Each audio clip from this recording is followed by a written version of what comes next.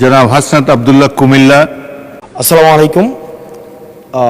যেহেতু শিক্ষা নিয়ে কথা হচ্ছে, আমাদের বর্তমানে মাননীয় স্পিকার, আমরা যদি বর্তমান শিক্ষা ব্যবস্থা দেখি, আমাদের এন্ট্রান্স ইনস্টিটিউশনগুলোতে বিশেষ করে প্রাথমিক শিক্ষায় আমরা দেখছি যে ভর্তি প্রক্রিয়াতে আমাদের এখন দুইটা পদ্ধতি প্রচলিত ছিল। এডমিশন বাই মেরিট আগে প্রচলিত ছিল, এখন সেটা কনভার্ট হয়েছে এডমিশন বাই লটারির মাধ্যমে এখানে বাচ্চাদেরকে ভর্তি করা হয়। ফলত যেটা হয়েছে, ফিডার ইনস্টিটিউশনগুলোর শিক্ষার মান অনেক কমে গিয়েছে, যার ফলে টারশিয়ারি এডুকেশনে আমরা কোয়ালিটি সম্পন্ন ছাত্র আমরা বিশ্ববিদ্যালয়গুলোতে আমরা পাঠাতে পারি না। এখন মাননীয় মন্ত্রী মহোদয়ের কাছে আমার প্রশ্ন থাকবে, এই যে প্রাইমারি স্কুলে বাচ্চাদেরকে ভর্তি করানোর ক্ষেত্রে আমরা কি ভর্তি প্রক্রিয়াটা আমরা পরিবর্তন করব কিনা, নাকি এই যে এডমিশন বাই লটারির মাধ্যমে আমরা নিব এবং মেরিটকে আমরা সবসময় দমায় রাখবো, নাম্বার ওয়ান।